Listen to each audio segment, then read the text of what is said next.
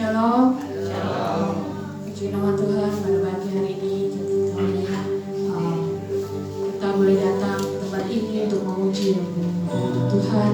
Kita boleh siapkan hati kita untuk bersukacita memuji dan membesarkan nama Tuhan. Biarlah setiap apa yang kita persembahkan dalam hati Tuhan menyenangkan hati Tuhan. Kita mau bersyukur untuk setiap kasih Tuhan. Kita mau bersyukur untuk setiap anugerah yang kita buat hidup kami. Terima kasih Yesus, terima kasih Yesus. Kami berikan segala penyembahan terbaik kami buat Engkau pagi hari ini Yesus. Terima kasih Yesus. Yesus, terima kasih Yesus.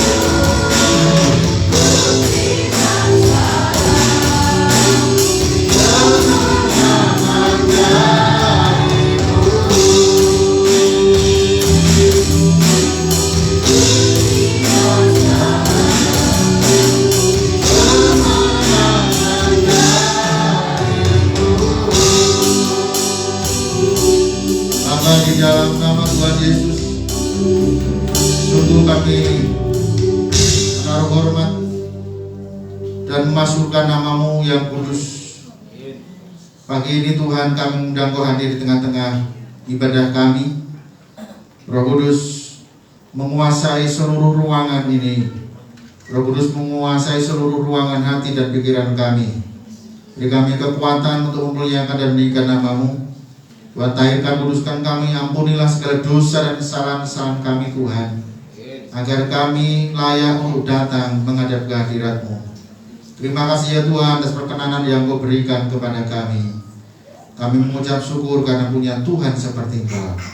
Berkati baik para pelayan melayani dan kami semua yang beribadah pada pagi hari ini.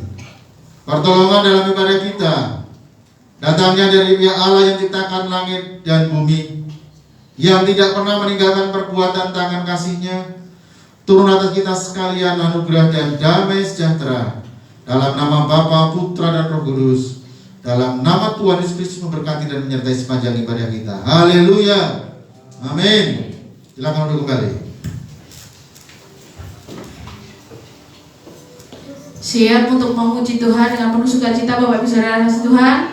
Amin. Masih kuat untuk bangkit berdiri ya. Kita mau pujikan pujian dengan penuh sukacita. Kita undang untuk bangkit berdiri lagi. Kita pujikan bahwa segala puji syukur hanya bagi Tuhan. Karena hanya Dialah yang layak kita tinggikan dan kami puji.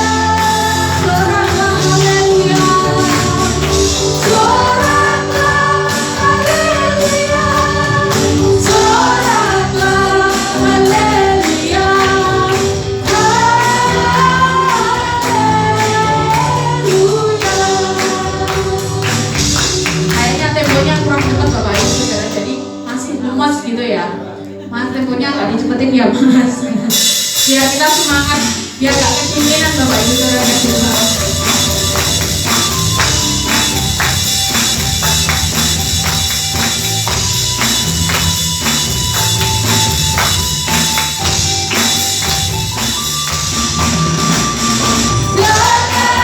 Puji syukur hanya bagi-Mu.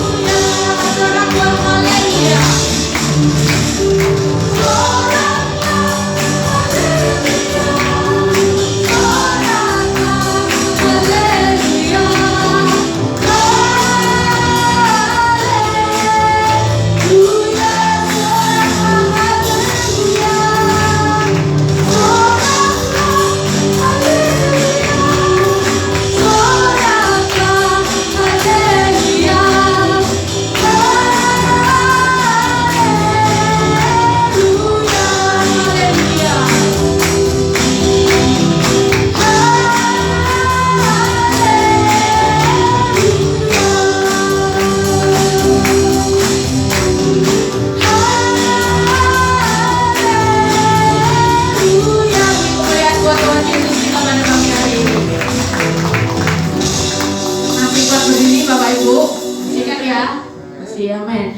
Kita pujikan langit dan bumi bersorak-sorak buat Tuhan pada pagi hari ini. Kita di tempat ini juga akan memuji bersorak buat Tuhan untuk pagi hari ini.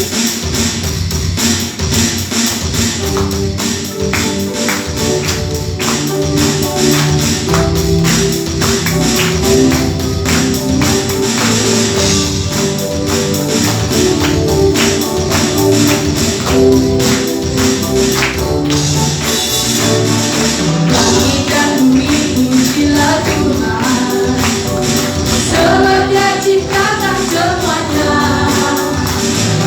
Keagungannya mengasihi langit bumi, serta berdiri hadapannya. Langit dan bumi pujilah Tuhan, langit dan bumi pujilah Tuhan, sebab Dia ciptakan semuanya. Keagungannya mengasihi langit bumi, serta berdiri hadapannya. Ku sembah, ku puji, ku sembah Yesus Tuhan dan Rajaku. Ku puji, ku sembah, ku puji, ku sembah Yesus Tuhan dan Rajaku.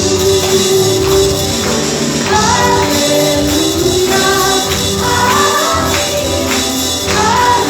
Haleluya, amin.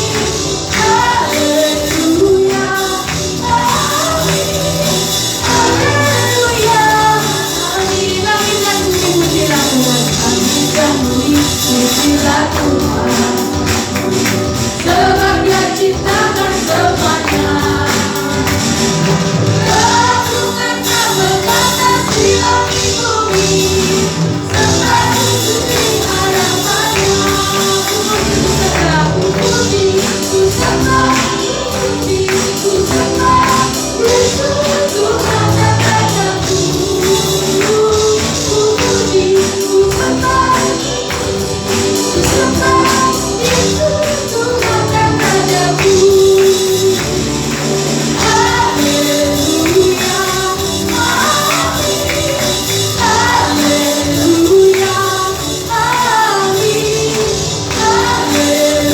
Haleluya, amin.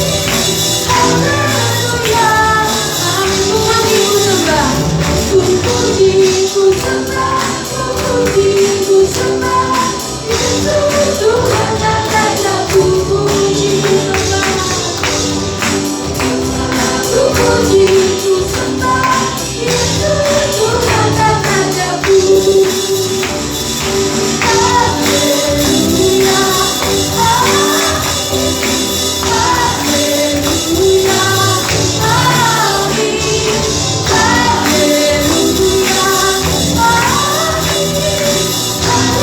Haleluya, amin.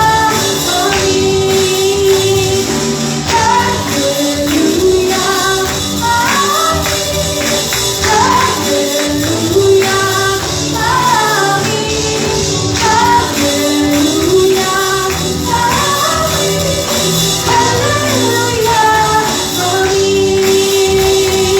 Haleluya, amin. Haleluya, amin. Haleluya, amin. Haleluya,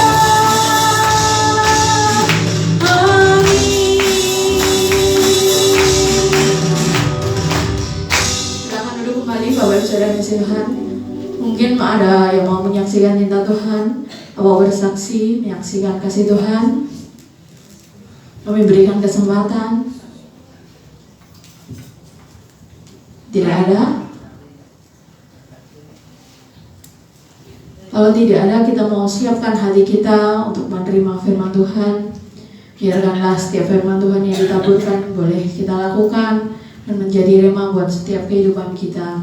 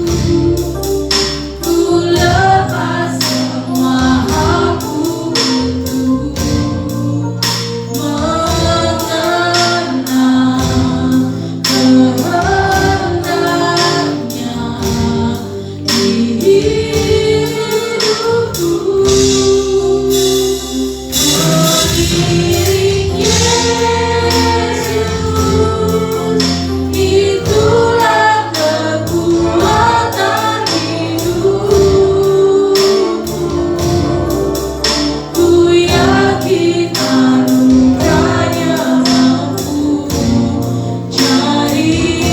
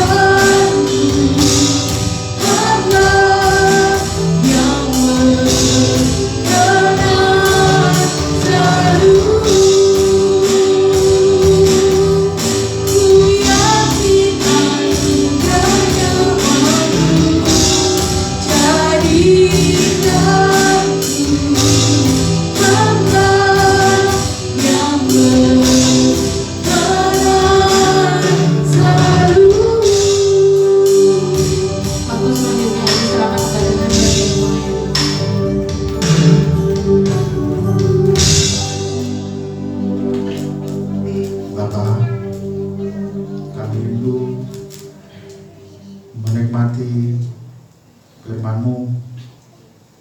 Biarlah firman-Mu yang terus akan mendidik, mengajar, menuntun, menopang dan berikan penghiburan, kekuatan kepada kami.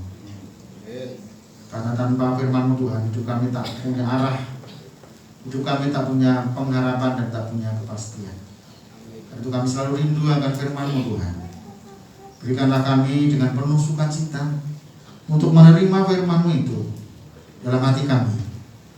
Tuhan, tolonglah beri kami roh kerendahan hati, supaya kami sungguh-sungguh dengan penuh sukacita menerima akan firman-Mu.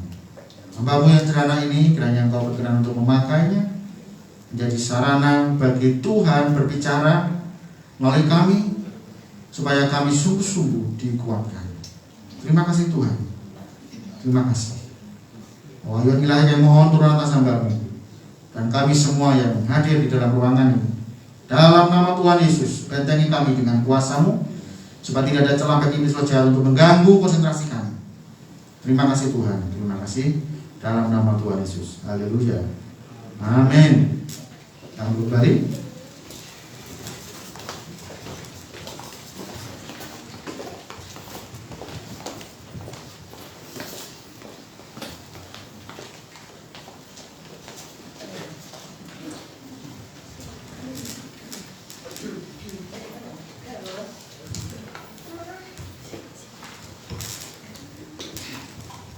Selamat pagi, shalom.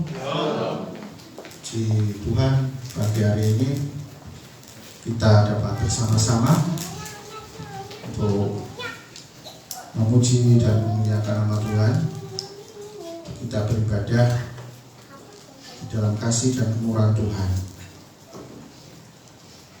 Bapak, Ibu, dan Saudara yang dikasihi oleh Tuhan Yesus,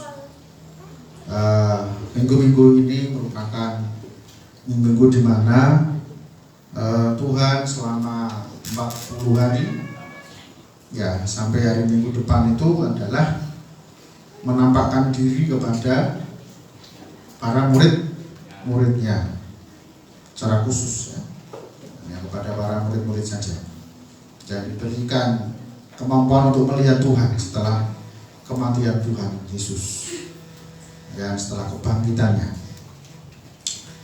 Pertanyaannya adalah, mengapa Tuhan Yesus perlu menampakkan diri kepada para murid pada waktu itu? Mengapa perlu menampakkan diri? Kira-kira apa tujuannya? Punya tujuan gak kira-kira, Bapak Saudara? Ya, punya pasti ya. Nah, tujuannya apa kira-kira? Tujuannya ini? Meyakinkan bahwa dia hidup. Apalagi? Yang punya jawaban lain? Tidak ada. Nah, itu aja wakil ya. Ya nanti berkatnya diwakili juga. Maunya kan begitu ya. Senangnya diwakili. Tapi berkatnya nggak mau diwakilkan ya. Maunya diambil gitu ya. Nah, Bapak Ibu yang dikasih Tuhan, tepat sekali ya bahwa tujuan daripada Tuhan Yesus menampakkan diri itu untuk meyakinkan kepada para murid bahwa dia betul-betul sudah bangkit dari antara orang mati. Lalu yang kedua, ya tujuannya adalah untuk membedakan ya para nabi dan dia yang sekaligus sebagai Tuhan dan nabi juga. Coba kalau andai kata Tuhan Yesus itu hanya mati kemudian bangkit tetapi tidak menampakkan diri kepada para murid, kira-kira bagaimana? Ya pasti para murid akan berkata, ya ternyata sama saja dengan nabi-nabi yang lain yang mati tetapi tidak mampu menampakkan dirinya. Dan Bapak Ibu perlu tahu bahwa setelah Tuhan Yesus itu bangkit dari antara orang mati, lalu bertemu dengan para murid-muridnya untuk membuktikan kepada mereka Tuhan Yesus masih makan makanan yang dimakan oleh para murid apa tidak? Loh, masih makan makanan yang dimakan oleh mereka apa tidak? Masih ya? Di mana buktinya? Nah, itu yang penting. Nah? Di pantai ya? Di pantai mana? Bukan di pantai Parangtritis atau pantai Karangbongso yang besok minggu kita mau ke sana. Ya, tetapi di pantai mana? Ya, pokoknya pantai di luar negeri gitu. Ya, di pantai Genesaret ya. Ya, di sana itu yang hanya situ pantainya, karena pantai lain. Ya, karena sekitar situ. Waktu itu mereka lagi mencari ikan, nggak dapat gitu. Kemudian ketika mereka itu mendarat, ya Tuhan Yesus menampakkan diri kepada mereka dan mereka bertanya, adakah kalian lauk kan gitu ya? Ya, mereka berkata apa? Waduh, kami tidak punya lauk karena semalaman kami ngubek-ngubek ya, lautan ini tidak ada yang nyangkut ke jaring kami, sehingga hasilnya nol besar maupun nol kecil. Ya, mereka tidak menangkap ikan apa-apa. Coba kira-kira bagaimana? Ya pasti mereka itu capek, ya toh. Nelayan itu kalau tidak dapat tangkapan itu capek semua. Padahal tenaganya sama. Tapi kalau mereka menangkap banyak ikan, itu tenaga yang capek itu seakan-akan hilang karena ada sukacita ya, mendapatkan hasilnya. Ya, mendapatkan hasilnya itu. Oke, mari kita akan baca saja firman Tuhan di dalam Markus pasal 16. Mulai ayat yang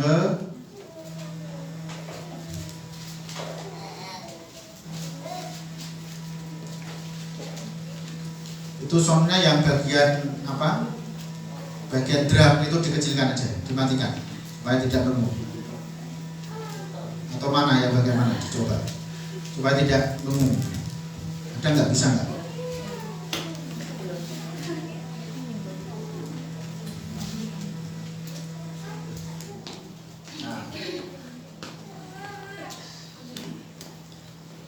Matius Markus pasal 16 ayat 9 ya. Mari kita baca per ayat. Saya baca yang ganjil, Bapak Ibu Saudara yang genap. Demikian firman Tuhan. Setelah Yesus bangkit pagi-pagi pada hari pertama minggu itu, ia mula-mula menampakkan dirinya kepada Maria Magdalena. Daripadanya Yesus pernah mengusir 7 setan. Lalu perempuan itu pergi memberitahukannya kepada mereka yang lalu mengiringi Yesus, dan yang pada waktu itu sedang berkabung dan menangis. Tetapi ketika mereka mendengar bahwa Yesus hidup dan telah dilihat olehnya, mereka tidak percaya.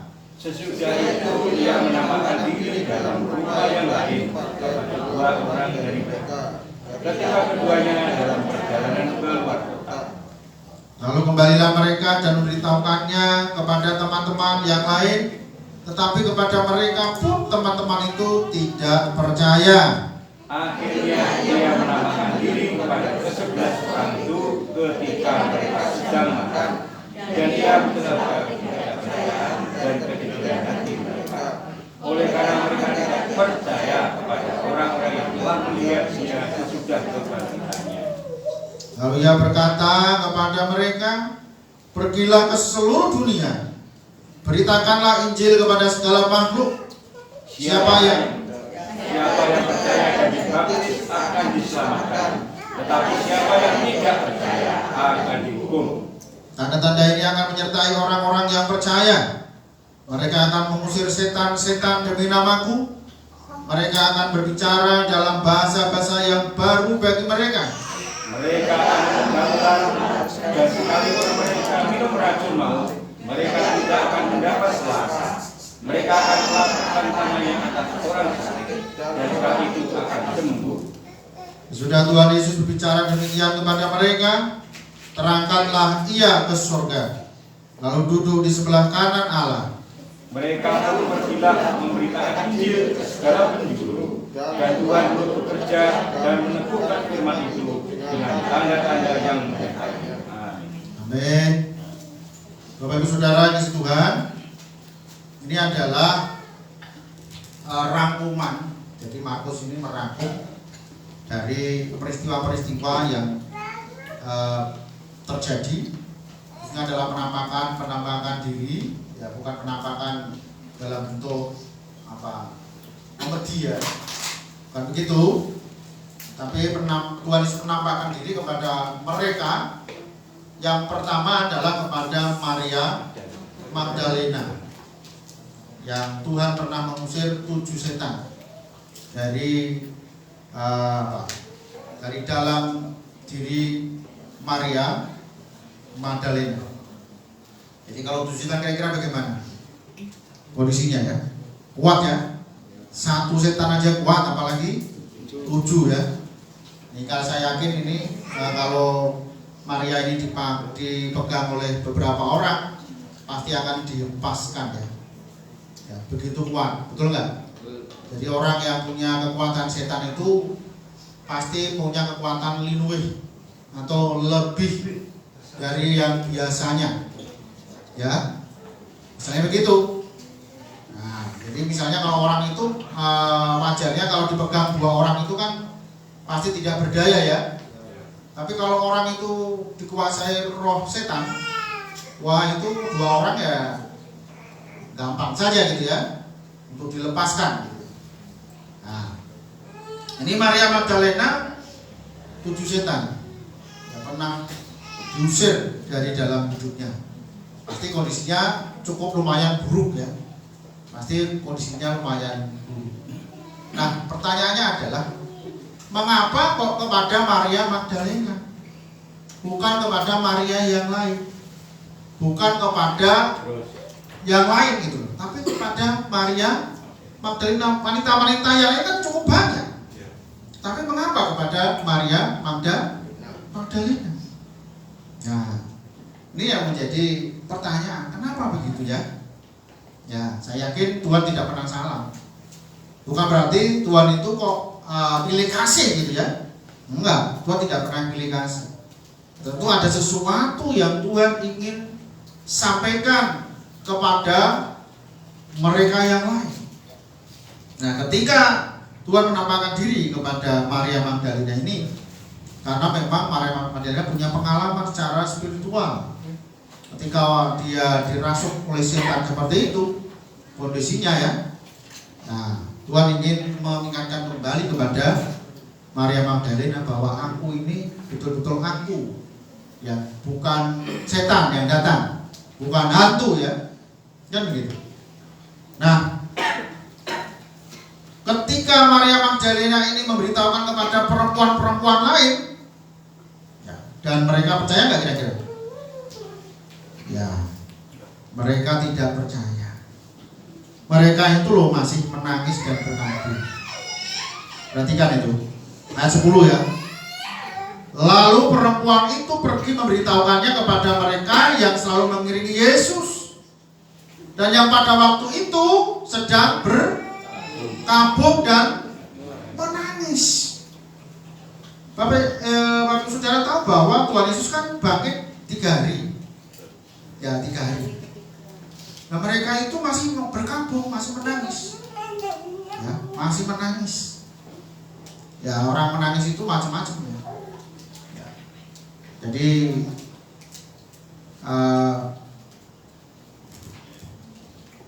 Tuhan Yesus memang tidak meninggalkan harta secara duniawi, ya. Tidak meninggalkan harta kekayaan secara materi. Betul nggak? Nggak ada apa-apa. Tuhan Yesus nggak mengumpulkan harta di dunia ini, ya, uang, barang, apapun tidak ada, gitu, ya. Sehingga muridnya tidak ada yang rebutan, gitu, ya. Tapi kita tidak tahu apakah di kas di bendaranya itu masih ada uang saldo berapa, ya. jelaskan di sini. Tapi saya yakin sudah 0 itu, ya, tidak ada salju. Ya. Nah, Bapak Saudara, mereka menangis ini karena memang betul-betul sangat-sangat ya merasa kehilangan, ya, merasa sangat-sangat kehilangan guru yang diandalkan, ya toh, guru yang yang diagungkan, karena memang apa yang dilakukan Tuhan Yesus ini tidak seperti guru-guru yang lain. Ya, beda dengan guru-guru zaman sekarang, apalagi sangat beda. Begitu ya. Mereka menyebut rabi atau guru. Ya, karena itu mereka disebut sebagai murid. Ya, ada guru, ada murid. Ya, ini saling membutuhkan guru dengan murid. Karena murid tanpa guru bisa nggak kira-kira? Tidak bisa. Demikian juga sebaliknya, guru tanpa murid bisa nggak? Nggak bisa.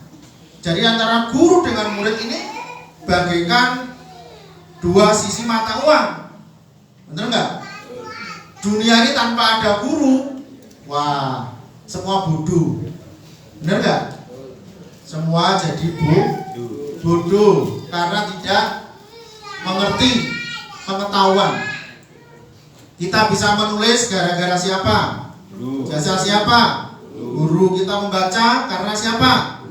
Karena guru. Ya makanya jangan remehkan guru. Guru ini terang bagi dunia. Kalau tidak ada guru, dunia ini gelap. Benar. Tidak ada penemuan yang canggih-canggih itu. Itu dimulai dari mana? Dari guru. Ya, dari guru. Makanya berbahagialah yang punya suami guru, atau punya istri guru. Ya, begitu ya. Ya, punya istri atau suami guru. Karena tiap hari pasti diajari. Nah, diajari. Diulang-ulang katanya. Ya, karena belum jelas. Itu. Atau sebaliknya malah dimarahi, ya. Diajari sekali udah kamu ini bagaimana? Ya kalau gurunya nggak sabaran begitu. Tapi saudara kasih Tuhan, mereka berkabung, sedih ya. Sementara Tuhan Yesus sudah bangkit. Nah coba, wong Tuhan Yesus itu sudah bangkit, kok mereka masih berkabung, masih menangis. Ya nggak tahu berapa hari, tapi yang jelas ini sudah lewat dari 3 hari. Mereka berkabung dan masih menangis. Tetapi ketika mereka mendengar bahwa Yesus hidup dan telah dilihat olehnya, mereka apa? Tidak percaya. Memang tidak mudah meyakinkan orang yang mati dan hidup kembali dan ketemu dan bisa ngomong, gitu ya. Itulah bedanya Tuhan dengan hantu. Benar nggak? Kalau hantu sampai ketemu hantu, nggak mungkin dia ngomong. Siapa yang pernah ngomong dengan hantu? Ada? Siapa yang pernah ketemu hantu? Ada? Tidak pernah? Masa nggak pernah? Hah? Belum pernah?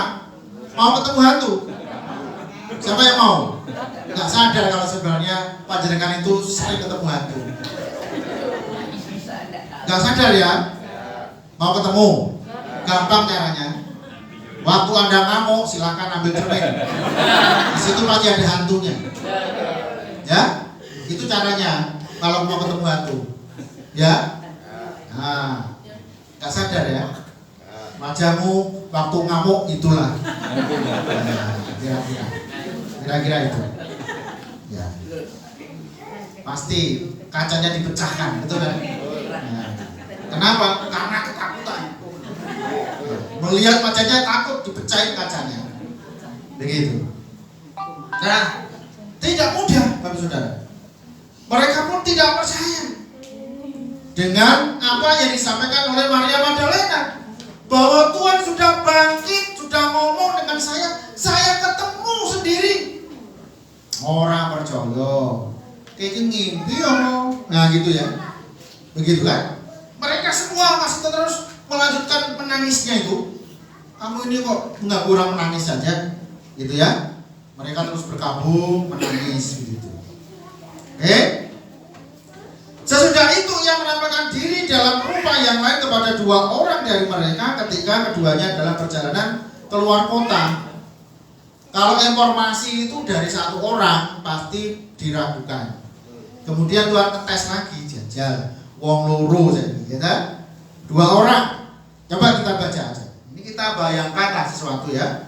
Kita bayangkan ketemu seperti itu. Nah, lalu kembalilah mereka dan memberitahukannya kepada teman-teman yang lain. Tetapi kepada mereka pun teman-teman itu tidak percaya. 1 orang tidak percaya. Ketemu 2 orang, mereka kasih kabar juga masih tidak percaya. Nah, akhirnya Tuhan Yesus menampakkan diri kepada siapa? Kenapa kok 11? Bukankah murid Tuhan Yesus ada 12? Yang satu ya sebagai pengkhianat. Ya, gurunya didol, bayangin itu. Kalau orang murid kayak gini murid capopo. Hah? Gurunya dewe itu mentolo didol. Bener enggak? Untung anak-anak sekarang tidak ada yang menjual gurunya. Kenapa? Karena nggak laku dijual. Ya. Tapi muridnya yang banyak menjual. Menjual apa? Ya kan perlu dilanjutkan lah. Itu bukan hal yang rahasia. Bapak Ibu Saudara yang kasih Tuhan, ketika 11 murid berkumpul, lalu Tuhan terus datang di situ, kira-kira bagaimana? Mari kita lihat aja. Ya, pada waktu mereka sedang makan dan ia mencela ketidakpercayaan dan ketidakdati mereka, oleh karena mereka tidak percaya kepada orang-orang yang telah melihat dia sesudah kebangkitannya. Lalu ia berkata kepada mereka, ya, itu setelah selesai Tuhan mengajar kepada mereka. Begitu mereka dari 11 orang ini, Tuhan Yesus menampakkan diri kepada mereka dan ngomong kepada mereka. Kira-kira apa respon mereka? Mereka semuanya kira-kira apa? Ya ketakutan. Bener gak? Pastilah mereka takut. Iya ya, ternyata benar ya Magdalena itu. Oh ternyata benar ya saudara kita ini. Kamu sih, nah mungkin saling menyalahkan. Mungkin ya dalam peristiwa itu mereka pasti mengalami ketakutan. Tuhan mencela kedegilan hati mereka. Ya, kamu itu sudah diajar.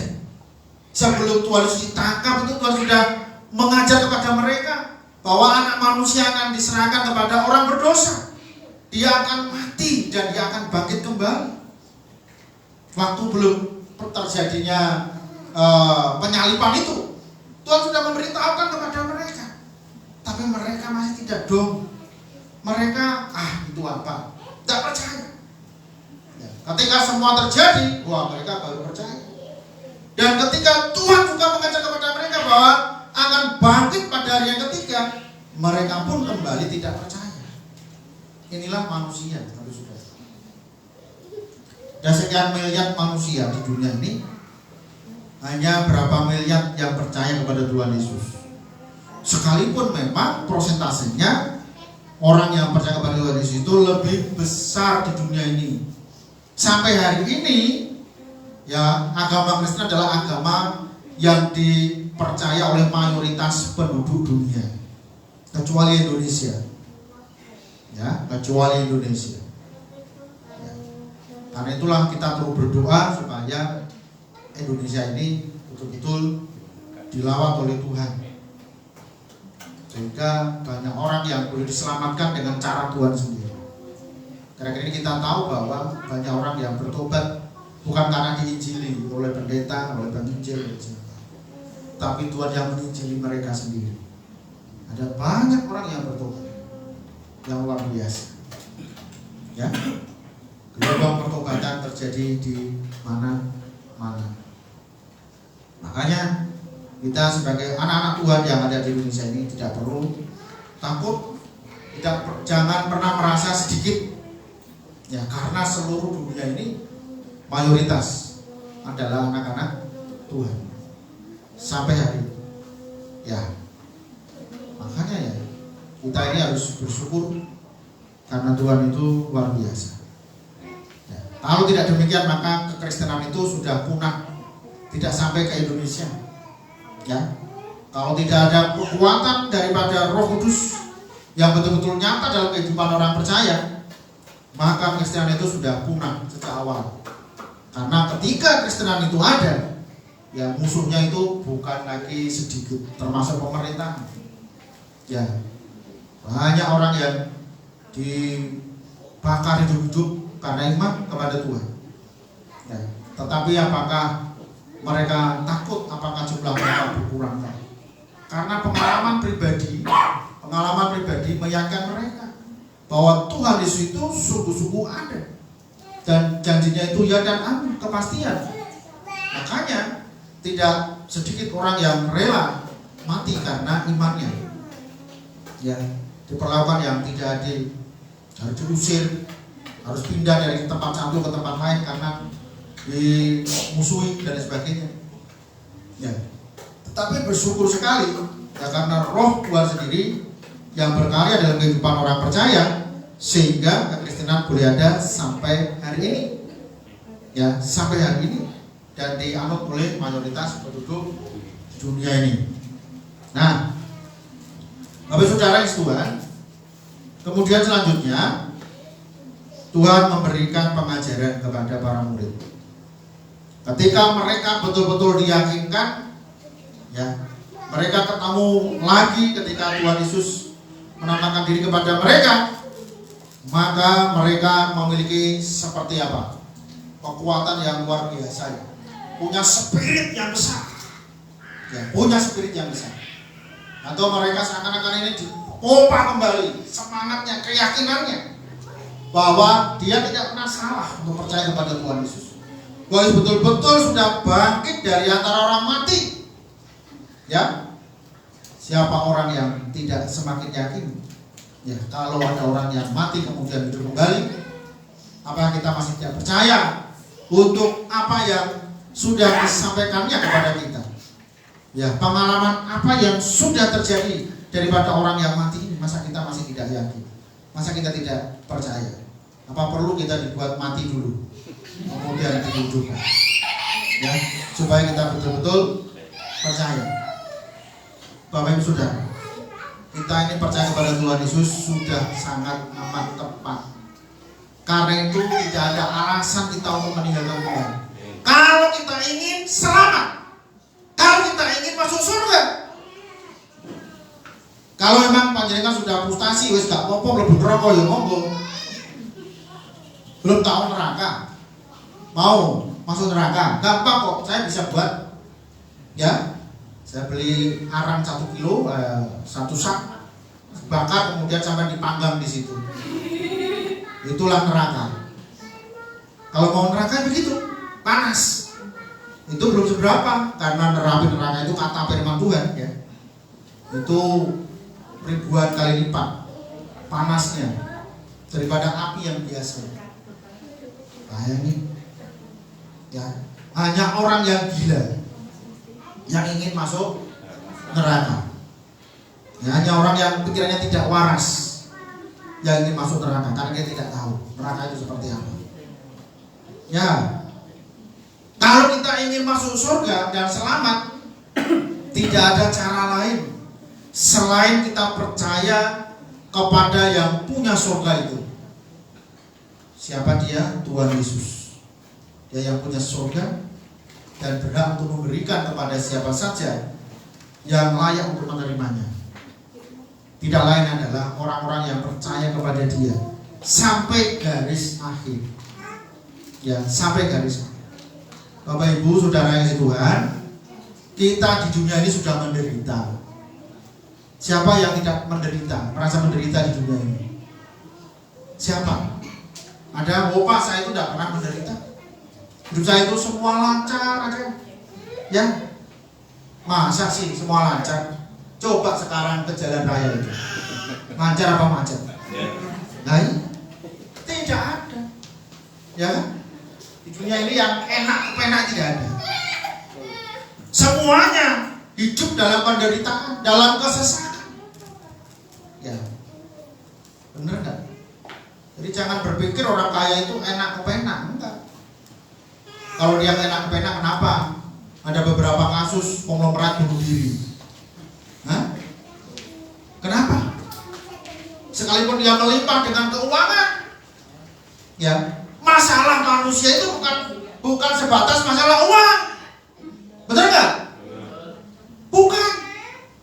Terlalu kompleks hidup manusia itu punya masalah.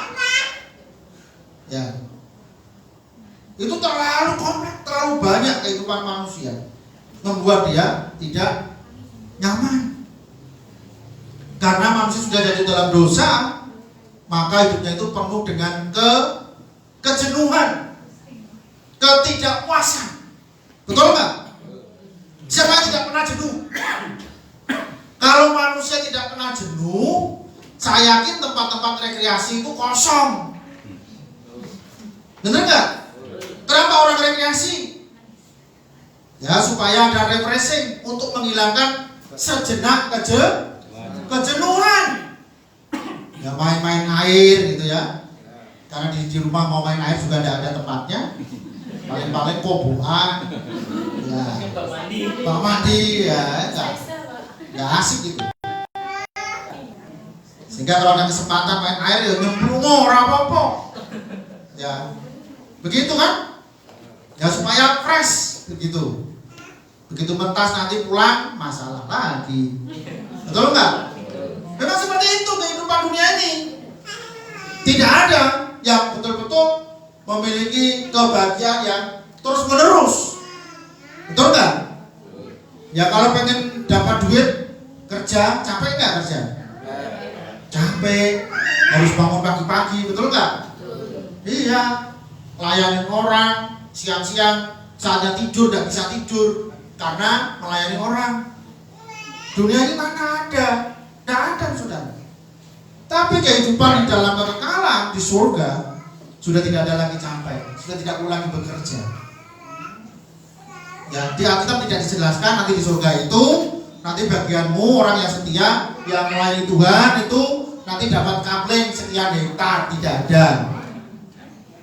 Digarap, lah ya podo ae. Ning donya karo ning swarga podo ae nang ngono. Tidak ada lagi saudara. Hidup kita seperti malaikat. Orang ada ceritane malaikat garap sawah. Orang ada ceritane malaikat ini dodolan. Benar nggak? Tidak ada, semua itu masa lalu, itu dunia sekali. Menurut firman Tuhan dalam Alkitab ini, pada waktu Adam dan Hawa belum jatuh dalam dosa, bagaimana kehidupannya? Bagaimana kehidupannya? Wah, sangat luar biasa, sangat sukacita. Kenapa?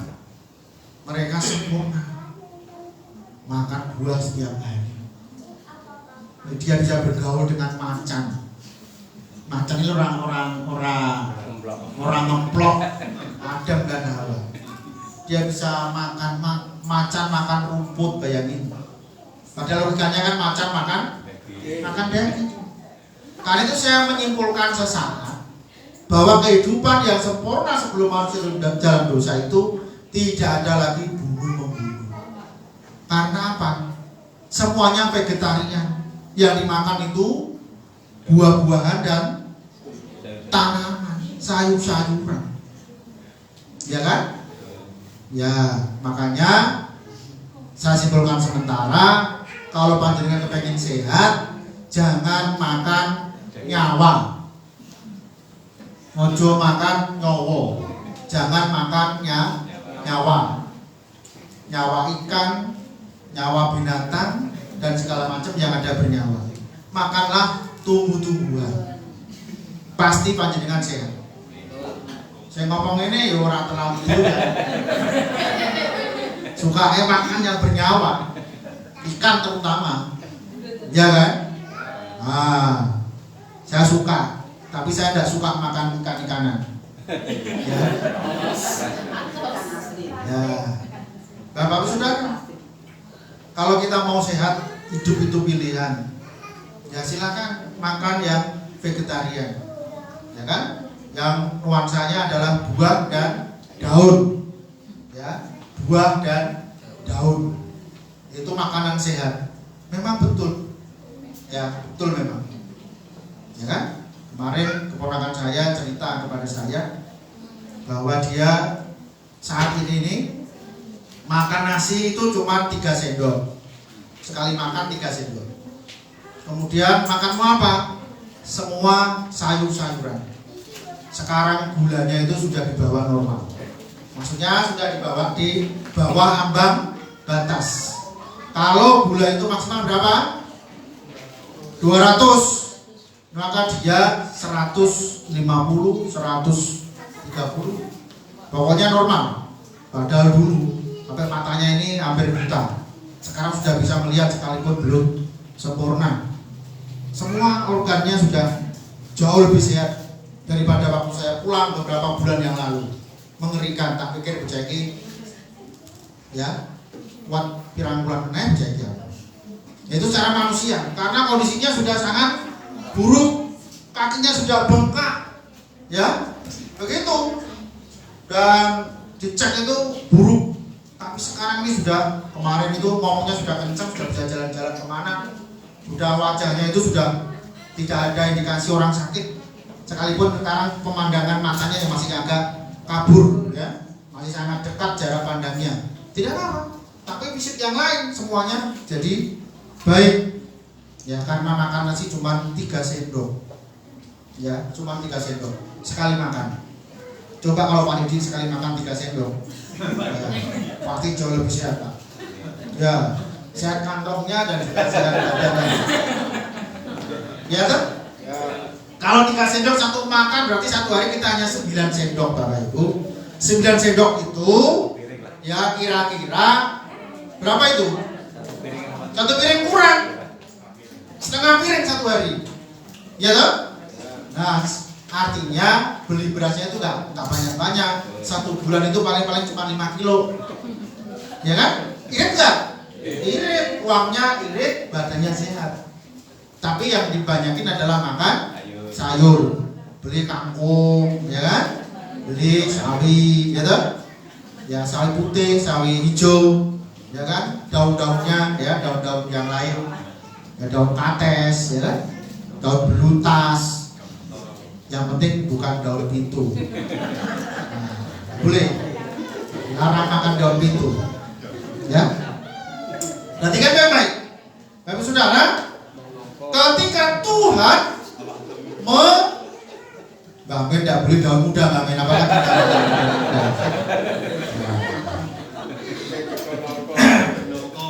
Ya? Daun nangka boleh. Ya, daun bambu juga bisa. Lanjutkan ya. Jadi waktu Tuhan mengajar pada mereka, ini adalah perintah yang terakhir secara langsung dia sampaikan kepada para murid. Tuhan katakan apa? Pergilah ke seluruh dunia, beritakanlah Injil kepada segala makhluk. Ini perintah Tuhan. Ya, ini perintah terakhir. Kalian harus pergi ke seluruh dunia. Karena kalau dunia ini tidak diberitakan, maka mereka akan binasa. Mereka akan di neraka semuanya. Kalian 11 orang ini diberikan tugas amanat agung, ya pergi dan beritakan Injil. Injil itu adalah kabar sukacita.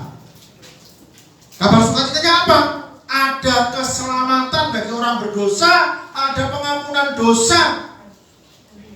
Ya, itu Tuhan perintahkan. Supaya apa? Supaya mereka semuanya mendapatkan keselamatan.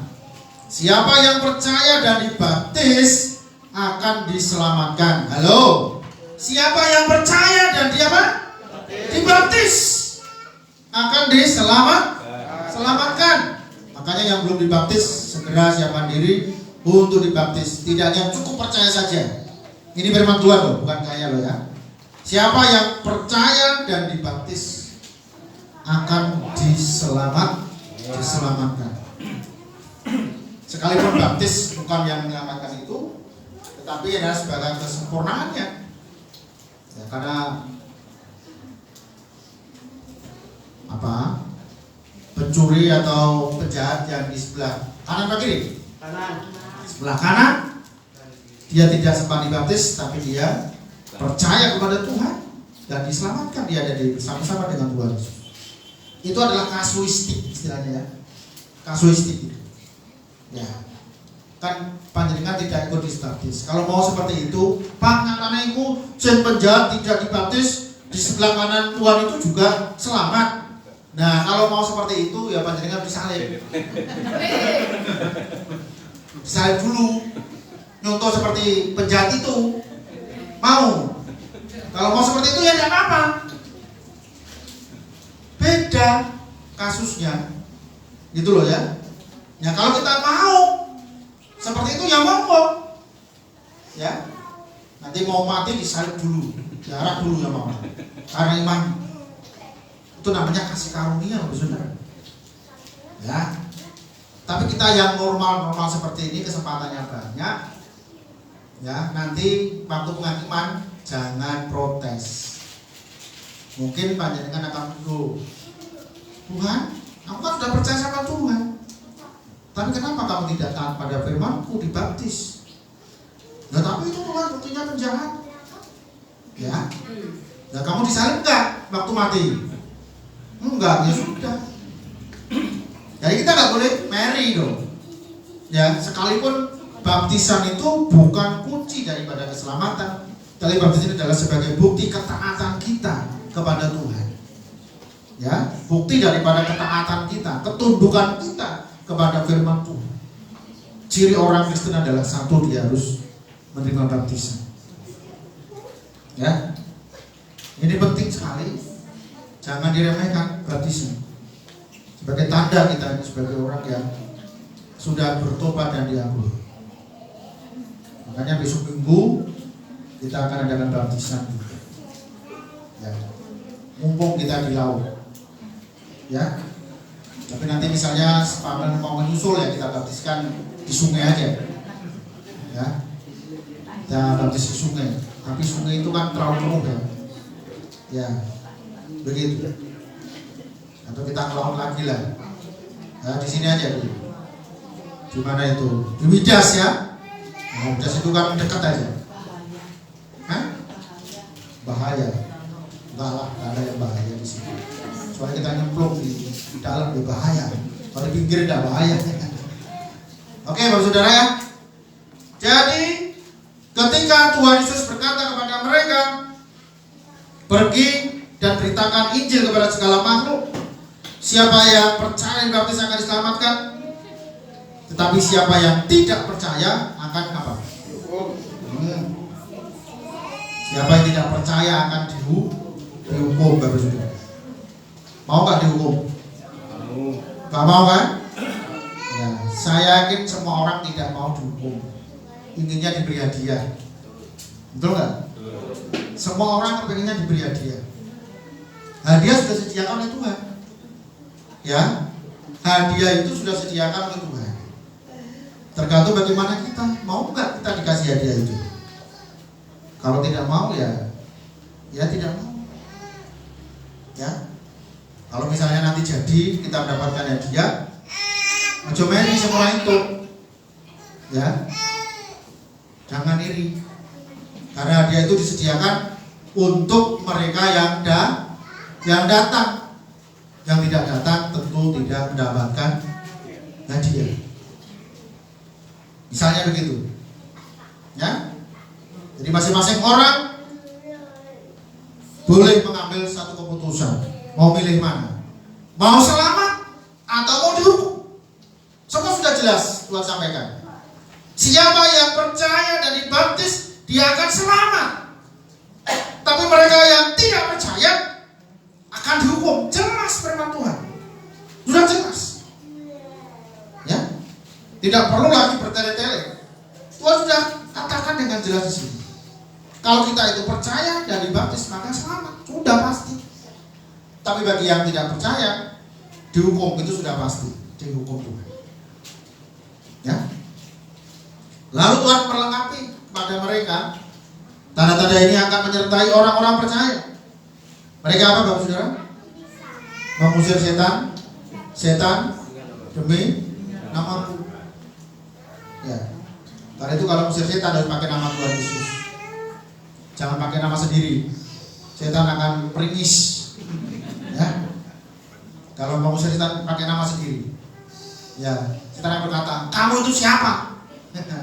Bukan setan yang kabur, tapi kita yang kabur. Kalau pakai nama kita sendiri.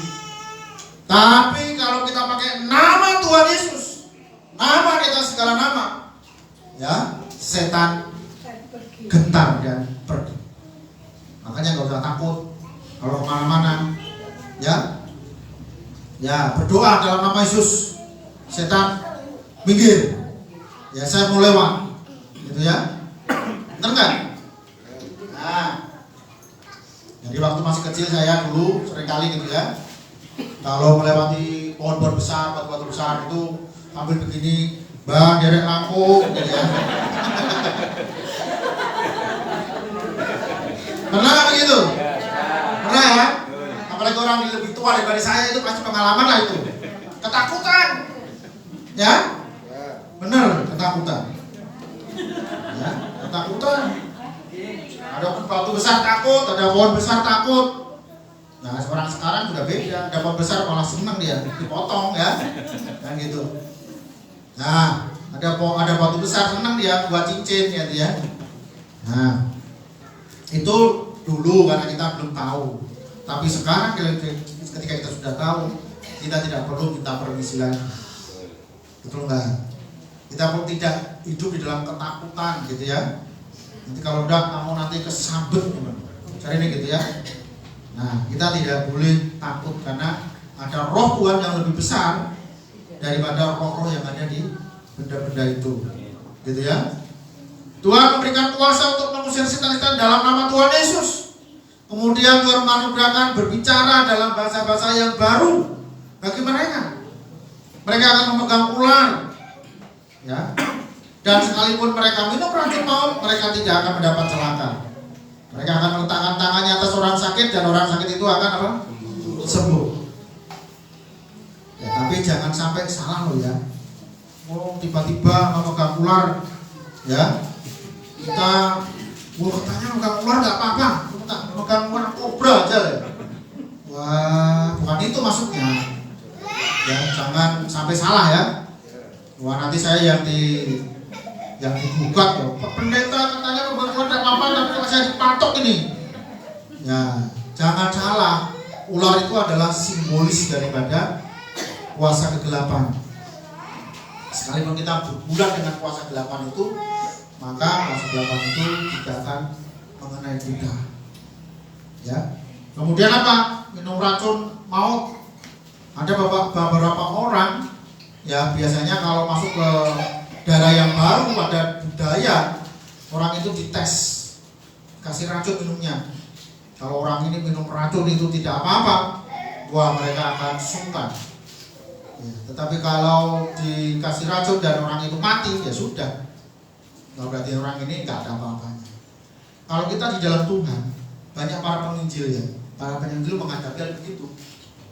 Ya, itu yang dihadapinya. Dan mereka tidak celaka, sekalipun minum racun yang dikasih racun. Jadi itulah maksudnya. Tuhan itu melindungi, menjagai, ya, membentengi bagi murid-muridnya. Kemudian apa? Meletakkan tangan mereka atas orang sakit dan orang sakit itu sembuh. Bapak Ibu Saudara yang dikasihi oleh Tuhan, ada kesaksian ini seorang masih hidup orangnya. Ya, kemarin saya cerita. Ya, di Pati bagian selatan di atas gunung. Ya, di atas gunung itu ada namanya desa. Dulu ini desa ini tidak ada satupun orang yang percaya. Ya, tapi dari satu orang ini sekarang itu sudah ada ratusan orang yang percaya kepada Tuhan. Ya, ceritanya itu simpel aja. Semula adalah istrinya. Istrinya ini punya teman. Kalau temannya ini bercerita, waktu kalau tidak salah ada KKN itu Pak Yusuf Roni, itu tahun berapa, itu sudah berapa tahun yang lalu. gitu ya. Kemudian orangnya jadi percaya, dan begitu ibunya ini percaya, wah akhirnya bapak ini ngamuk kan gitu, kamu jadi orang kafir kamu ini, misalnya begitu, dan lanjutnya. Tapi ibu ini diem aja, ya. Kemudian dipukul itu juga diem aja, tidak balas. Ini orang diem kok diem aja nggak balas gitu ya. Kemudian akhirnya dia itu lama-lama penasaran kepada istrinya. Kebetulan dua-duanya seorang pegawai negeri, ya, udah tahu sendiri pegawai negeri seperti apa. Ya, lalu terus dia itu penasaran, ya, penasaran. Kemudian dia itu ngintil istrinya yang ke gereja, dia cukup jauh, jalan kaki. Ya, itu kalau ke gereja itu dia harus mulai jam 4 pagi karena gunung, ya, di sebelah gunung itu, ya, pakai obor itu. Gimana begitu loh saudara, ke gereja, ya, ibadahnya jam 8, jam 4 itu dia sudah mulai jalan kaki, ya. Akhirnya apa yang terjadi? Setelah itu istrinya itu selalu kalau datang itu duduknya di depan, ya, di depan. Nah, suaminya kan buntuti dari belakang, gitu ya. Ya, dia pertama itu di depan sana, di teras sana, nggak mau masuk, tapi dengarkan puji-pujiannya, lagu-lagunya, ya. Kemudian sebelum pulang, maka dia pulang dulu. Bapak ini pulang dulu karena takut ketahuan istrinya, ya. Begitu berkali-kali dia lakukan. Akhirnya lama-lama dia berani masuk di belakang soalnya, duduk di tempatnya Pak Harlan, paling belakang. Saya itu kok tambahin. Akhirnya dia begitu ibadah mau selesai, dia cepat-cepat pulang dulu, kabur dulu. Nah, suatu saat dia itu nyuri Alkitab istrinya itu, dia baca, penasaran, dia baca, saudara. Nah, mungkin saking banyaknya baca, dia ini kecapean dan ketiduran dengan Alkitab itu di mukanya begini. Nah, ya, akhirnya istrinya tahu, loh, wah, Alkitabku nempel nih baru ini apa ya? Nah, gitu. Akhirnya apa yang terjadi saudara? Ya, dia nggak bisa mengelak lagi.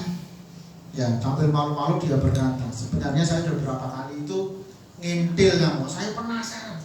Wah, kok api koyo ngono, gitu ya. Dia penasaran. Nah, akhirnya singkat cerita saudara, bapak ini bertobat dan dibaptis, lalu masuk sekolah teologi dan menjadi seorang hamba Tuhan. Di desa itu belum ada. Doa daripada orang ini sangat maju. Orang sakit itu, orang apa saja, ya, minta didoakan. Termasuk perangkat kelurahan. Itu kalau mau jadi lurah, jadi kepala desa, minta didoakan sama dia. Dan jadi, kan gitu loh ya. Nah, makanya sampai hari ini sangat-sangat terkenal orang itu, ya, dengan doanya. Sehingga dia itu punya musola di depan ini. Dia itu punya musola sendiri. Ya, sampai sekarang musolanya masih ada. Tapi dia bangun ini gereja, musolanya di depan rumah situ. Bayangin itu. Ya, jadi gerejanya itu berada di depan dengan musola, tapi punya sendiri maksudnya. Ya, sampai hari ini. Nah, saya juga belum pernah ke sana, tapi saya pernah tahu orangnya karena waktu saya masih di sana itu orangnya ini pernah khotbah di gereja di tempat saya, bersaksi gitu. Dan Bapak Saudara, tanda-tanda inilah menyertai orang yang percaya, ya. Sehingga kalau Natalan, jadi musola itu dibikin orang-orang Natalan, ya, karena memang berhadapan seberangan begini lokasinya. Ya, itu punyanya dia sendiri, gitu ya. Tapi tidak dibuka, biar aja orang lain ibadah. Biar mereka mau bertobat sendiri, kan begitu ya. Nah, sehingga lurah, camat, itu kalau Natalan itu tidak ada yang nggak berani nggak datang, pasti datang, karena mereka takut kalau dibuarkan. Nah itu loh. Kalau sampai seperti ini loh, bakal luar biasa. Kuasa Tuhan menyertai tanda-tanda ini kepada orang-orang yang percaya kepada Tuhan dengan cara yang unik, memanggil orang itu. Ya. Nah, makanya Bu Saudara, kita sebagai orang-orang yang beriman kepada Tuhan Yesus, jangan pernah kita sia-siakan kesempatan yang Tuhan berikan. Ya, tidak usah ragu-ragu. Kalau panjenengan sakit, doa sendiri dulu. Ya, kalau doa sendiri nggak maju, nggak boleh lah. Saya minta didoakan. Gitu ya. Berdoa sendiri untuk menguatkan iman sendiri. Gitu ya. Ya. Nah, nanti misalnya sakit selalu, Pak saya sakit, tolong didoakan. Bukan saya tidak mau, saya senang sekali. Tapi kita harus punya pengalaman secara pribadi. Ya. Setelah kok belum sembuh-sembuh, ya bolehlah ya telepon teman-teman yang lain atau telepon saya sebagai gembala, wajib hukumnya untuk kami tetap doa kepada panjenengan. Ya, waktu kemarin kami pulang, ya Mbah Ti yang istrinya Pak D itu, yang bulan yang lalu kapan itu kan kami doa, ya Maya. Itu orang itu sudah bergeletak, sudah nggak kuat apa-apa, sudah. Ya, tiba-tiba kemarin sudah sehat dan dia salam, Pak, matur nuwun sangat. Matur nuwun apa kalau kemarin kenapa kok? Nah gitu ya. Ya, dia merasa doa panjenengan dijawab Tuhan untuk saya. Ya toh? Nah, jadi ini firman Tuhan tuh. Kita hanya sebagai hamba saja, ya kan? Ya, kita hanya lakukan firman Tuhan aja. Doa orang sakit tumpangan tangan, ya kan? Ya, kalau tidak harus pakai minyak. Tapi kalau ada pakai minyak urapan ya boleh. Ya, maksudnya sebenarnya begini ya, minyak urapan itu bukan minyak secara khusus sebenarnya. Tetapi kita pakai minyak lentik ya boleh. Ya, orang minyak lentik pakai oli ya boleh. Yang penting minyak, kan itu ya. Jadi tidak ada secara khusus ini minyak urapan, bukan. Ya. Begitu loh. Jadi minyak apa saja boleh. Ya kan? Yang itu kan katakan apa? Dan mengusap dengan minyak, tidak disebutkan minyak urapan. Jangan salah. Ya. Jangan salah. Bukan minyak urapan, bukan minyaknya itu. Itu hanya apa istilahnya? Ya. Itu loh, jangan mentuhankan minyak urapan. Ya, jangan sampai salah. Tuhan Yesus itu yang menyembuhkan, bukan minyak itu. Gitu ya.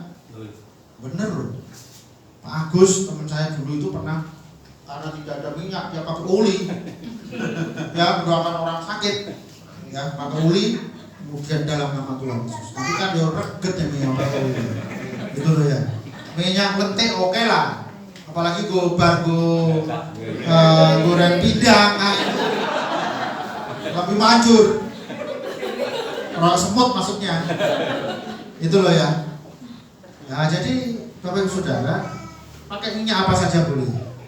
Minyak wangi boleh atau minyak apa? Silahkan. Jadi jangan sampai salah pemahamannya. Ya. Jadi dengan tangan kosong, tumpangan tangan juga boleh. Tapi tidak harus pakai minyak gitu ya. Kami jarang sekali pakai minyak. Ya. Kecuali tertentu buat gerakan pakai minyak baru kita pakai minyak. Kalau tidak ya tangan aja, tumpangan tangan kata Tuhan kan? Benar nggak? Itu loh, baca dengan apa? Dengan baik-baik. Mereka akan meletakkan apa? Tangannya atas orang sakit, tidak ada minyak kan? Ya, tidak ada minyak dan orang itu akan sembuh. Gitu. Ini adalah janji Tuhan. Sehingga namanya Pak Kuswadi. Pak Kuswadi ini pasiennya banyak. Seperti kayak dukun ya. Gitu ya. Jadi banyak orang yang sakit datang minta didoakan. Tumpangkan tangan. Sampai percaya kali Gusti Yesus. Ya. Bahkan Bapak Saudara, doanya itu lucu. Doanya itu begini, kata-katanya itu begini. Pitulungan kita menika ya, asalipun saking Gusti Allah ingkang nitaken langit dan bumi. Kan gitu ya. Itu kan foto seperti ini, kasih karunia itu loh. Ya, pertolongan dalam ibadah kita seperti awal ibadah yang saya sampaikan itu loh. Doa awal tadi itu kan begitu ya. Itu doanya karena apa? Yang dia dengar cuma itu. Ya, yang dia dengar, yang dia tahu seperti itu. Ya sudah, semacam itu aja. Ya, dan mujizat terjadi banyak. Ya kan? Nah, sederhana kok, iman itu perkataan kita. Tidak harus bertele-tele. Ya, tidak perlu bertele-tele. Ya kan? Ya, waktu orang berkata wapi, berkata tidak begitu. Tuhan itu simpel-simpel saja kok buat kita itu. Ya kan? Nggak pakai ribet. Benar nggak? Kita doa itu nggak pakai ribet, simpel saja. Ya, mungkin kita mau buka makannya buane saja. Ini kartu ya opo. Ya setengah jam sotone. Ya kan? Ya doa biasa aja, ucap syukur, terima kasih Tuhan untuk makanan, berkati yang masak dan sebagainya dalam nama Tuhan Yesus. Amin. Orang usah didungakno sing nandur pari, sing nyelet gabang. Malah dawan. Gitu loh. Ya simpel aja. Praktis-praktis aja. Iki jaluk opo to lele. Ya. Walah, marep jaluk lambi kok ya. Ngalor ngidul ngetan mulo tekan ndi. Ya. Simpel saja. Tuhan tahu kok apa yang kita minta dan kita butuhkan. Biar melalui firman Tuhan ini semakin menemukan kita, untuk kita semakin dari semakin setia dan semakin hidup berkenan di hadapan Tuhan. Amin. Mari kita berdoa.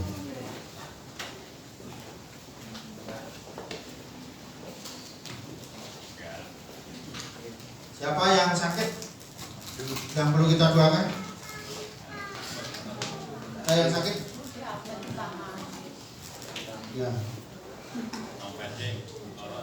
Apa Mbak? Oh dompetnya lorong. Coba, dengan dongakan piyambak dompetnya.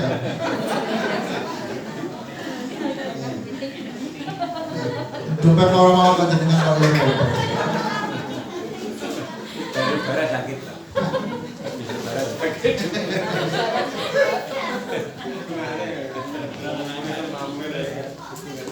Mari yang mau didoakan, kita akan berdoa dengan sungguh-sungguh. Pegang yang bagian sakit ya. Ya, percaya seperti apa yang Tuhan firmankan. Mari kita angkat tangan bersama-sama.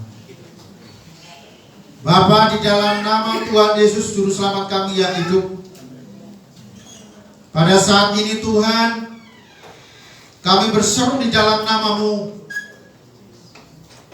Kami menumpangkan tangan kami di bagian tubuh kami yang sakit. Di dalam nama Tuhan Yesus Kristus, semua penyakit yang ada di tubuh kami Tuhan lepaskan. Dalam nama Tuhan Yesus sembuhkan. Supaya kami boleh melihat kenyataan kuasa Tuhan. Seperti apa yang Tuhan firmankan hari ini. Siapa yang meletakkan atas orang sakit tangannya, orang itu disembuhkan oleh Tuhan. Dalam nama Tuhan Yesus Kristus, sekali lagi kami mohon Tuhan sembuhkan. Kami berdoa untuk Grace, Bu Suliati, Bu Martini, hamba Bu Misia, dan juga adik Abed yang sakit saat ini matanya. Dalam nama Tuhan Yesus, Tuhan lepaskan dan sembuhkan dari segala kelemahan, dari segala sakit penyakit, dan beri kekuatan yang baru. Bapa, Engkau tahu ya Tuhan bagian hidup kami. Engkau tahu kelemahan kami. Engkau tahu sakit penyakit yang kami alami. Karena itu pada saat ini kami mohon belas kasih-Mu. Dalam nama Tuhan Yesus Kristus, sembuh, lepas dari segala sakit penyakit dari tubuh-Mu, sehingga kami boleh mengalami mujizat dan kuasa Tuhan, kuasa kebangkitan Tuhan, kuasa dari Tuhan Yesus Kristus mengalir dalam kehidupan kami masing-masing. Terima kasih Tuhan untuk kesembuhan yang Kau berikan kepada kami. Terima kasih Tuhan untuk kelepasan yang Tuhan berikan kepada kami. Kami bersyukur punya Tuhan yang Maha Kuasa, Tuhan yang sanggup untuk menyembuhkan, Tuhan yang sanggup berikan jalan keluar atas persoalan dan persoalan dalam kehidupan kami, beban dalam kehidupan kami terlalu kecil bagimu ya Tuhan untuk memberikan berkat itu yang menjadi hak kami. Kalau kami tetap setia dan mengandalkan Engkau. Terima kasih Tuhan, terima kasih. Bapak, kami juga berdoa menyerahkan untuk sidang jemaat-Mu yang saat ini sakit, yang tidak ada di tempat ini. Tuhan, lawat mereka di mana saat ini berada. Mereka Tuhan sembuhkan dalam nama Tuhan Yesus. Dan mereka sedang bepergian, Tuhan akan begitu menjaganya. Terima kasih Tuhan, terima kasih. Menterikan firman Tuhan yang sudah kami dengar pada pagi ini, memberi kekuatan dan pertolongan dalam hidup kami. Dalam nama Bapa, Putra dan Roh Kudus, dalam nama Tuhan Yesus, hamba mengucap syukur dan berdoa. Haleluya, amin. Tuhan berkati Bapak Ibu Saudara semuanya. Tuhan akan buat mujizat dalam hidup kita. Amin.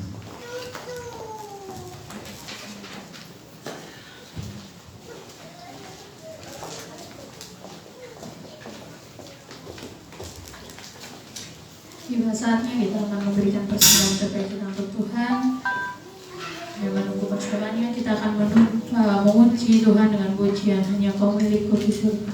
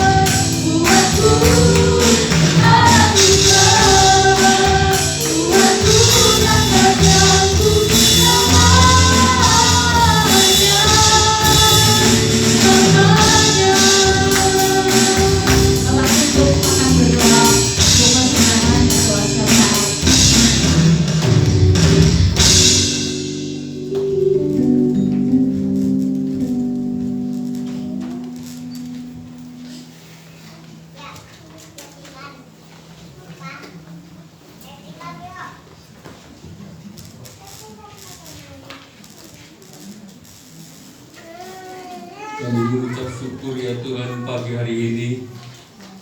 Melalui kebenaran firman-Mu kami menjadi percaya, dan Tuhan berikan mujizat kepada kami, kepada seluruh sidang jemaat-Mu yang percaya kepada Engkau. Engkau bisa pakai untuk menyembuhkan orang yang sakit menjadi sembuh ya Tuhan. Terima kasih kepada firman pada pagi hari ini. Bapa, kami menyerahkan persembahan kami pada pagi hari ini ke tangan kuasa-Mu.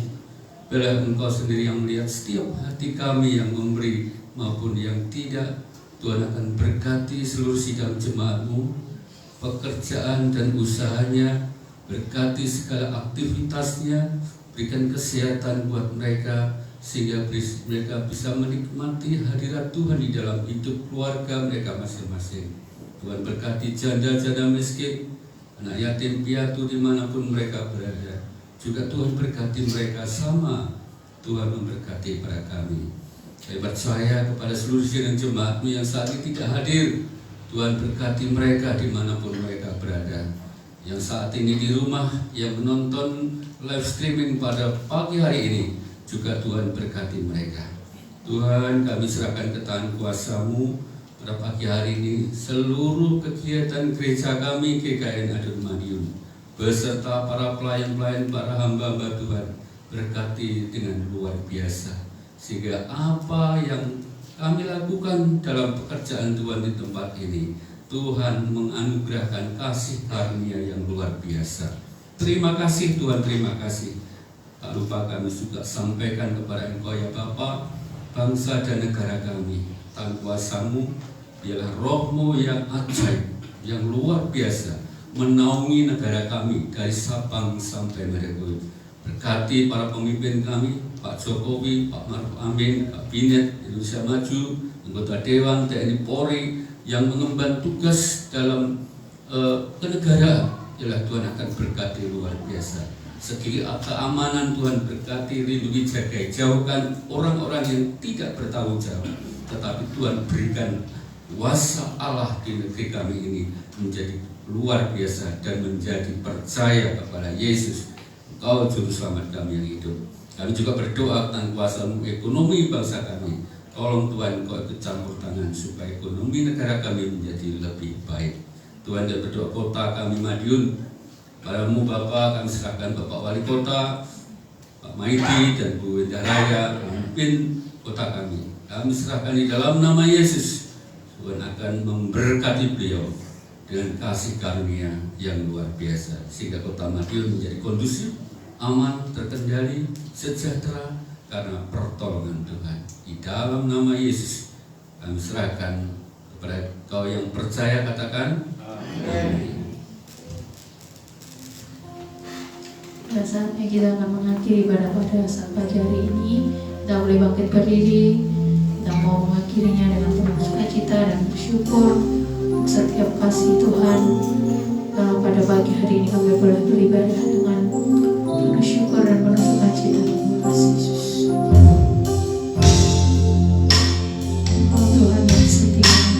Yang terbaik.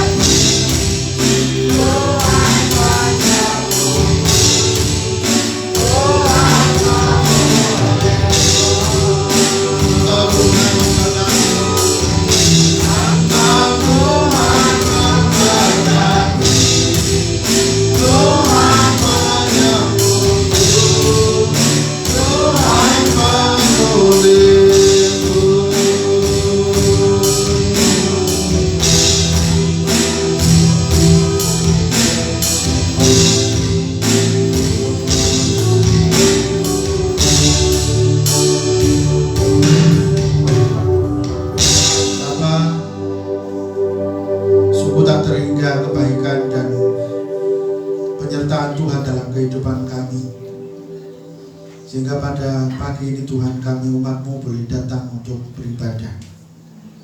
Tiba saatnya kami akan mengakhiri untuk ibadah kami. Tuhan berkenan untuk menerima persembahan tubuh kami yang hidup di hadapan-Mu Tuhan.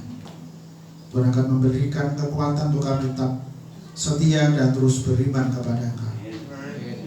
Tuhan, tolonglah kami supaya kami senantiasa boleh mengalami lawatan kasih dan mujizat Allah terjadi dalam kehidupan kami masing-masing. Kalau sebentar kami akan tinggalkan tempat ini, Tuhan juga akan menyertai supaya kami sampai di rumah masing-masing juga dalam keadaan selamat. Mari kita akan berdoa dengan doa yang diajarkan Tuhan Yesus. Bapa kami yang di surga, kuduskanlah nama-Mu, datanglah kerajaan-Mu, jadilah kehendak-Mu di bumi seperti di surga. Berikanlah kami pada hari ini makanan kami yang secukupnya, dan ampunilah kami atas kesalahan kami, seperti kami juga mengampuni orang yang bersalah kepada kami. Jangan bawa kami ke dalam pencobaan, tapi lepaskanlah kami daripada yang jahat.